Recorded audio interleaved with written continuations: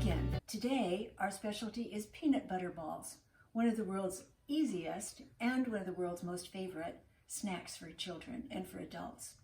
My grandkids make these up, take them on the way to swim practice. They're easy to transport. They don't need refrigeration. They last indefinitely and they taste good. So here, there are only 3 ingredients. That's why I said it's so simple, and it's equal ingredients of equal amounts of each of the 3 ingredients. So 1 cup of each is all you need. Right here I have 2/3 of a cup. So here are the 3 ingredients: honey, peanut butter or almond butter, and powdered milk. And for those of you who aren't familiar with powdered milk, you know, I heard about it in my childhood, but you don't hear about it much in the day. It's in the baking section at the grocery store. HEB is what we have in Texas, but it's just a powdered milk, and you mix it with water, and it becomes a milk. It's like drinking milk. It's mostly non-fat, but it makes a great thickener instead of flour for our recipe. Okay, so our honey and this, and I need a bowl. Easy to find.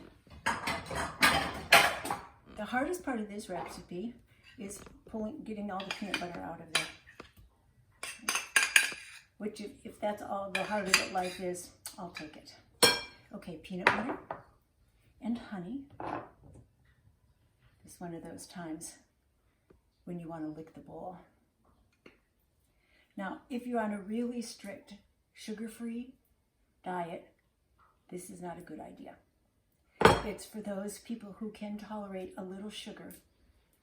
And you know, when you come see me, I'm really strict about staying off sugar for 6 weeks when you go through my program. But other than that, you can have a little sometimes. So honey is a good source. And for the texture, you can't really substitute stevia or xylitol for this recipe, or believe me, I would have. All right, here's our 3rd ingredient, our thickener of powdered milk.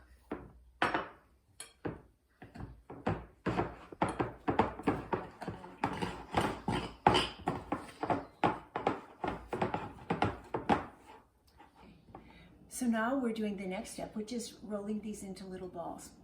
One of the world's easiest measures. So you're going to take a little bit in your hands, which are clean, of course. The nice thing is this doesn't really stick to your hands because the peanut butter's got a little oil in it.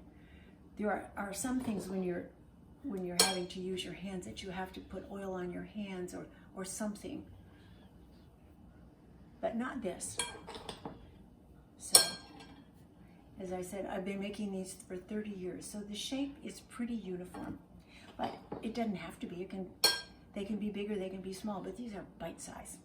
That's what, like 1 inch in diameter, like the size of a walnut, is just about perfect. Snacks are good to take on trips, they're good to take on after school, they're good to put in your lunchbox. I usually sneak a few of them without any reason, just because I like them. And I still like them after 30 years. So, all right, so now we've got them all in little balls. And now, just like this is fine. You can just store them like this. We just roll them out on wax paper. But if you wanted to do a little variety, you could roll them in, this is almonds, any kind of nuts. These I did myself, and they're sort of little coarsely ground. You could do a much better job. Or we could roll them in cocoa. That looks pretty good, actually. And you could do just the top, like this, or you could roll the whole thing. Or you could do double deckers. You could do part coconut and part chocolate. I said I would be interested to try cinnamon or cinnamon sugar on this. But instead of the real sugar, what we use is coconut sugar. So, and you can see, you can do this while you're talking with your friends. Actually, they look like truffles, but they're not. So you could experiment with different things for Christmas. You could even sprinkle a little, you know, of those red sprinkles and green sugar sprinkles. Again, just for something special. Now, I don't know about you, but I think taste testing is important, so I'm just going to make sure that these turned out the way I think they should.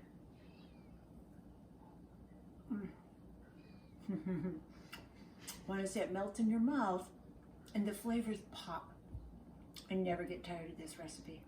Enjoy.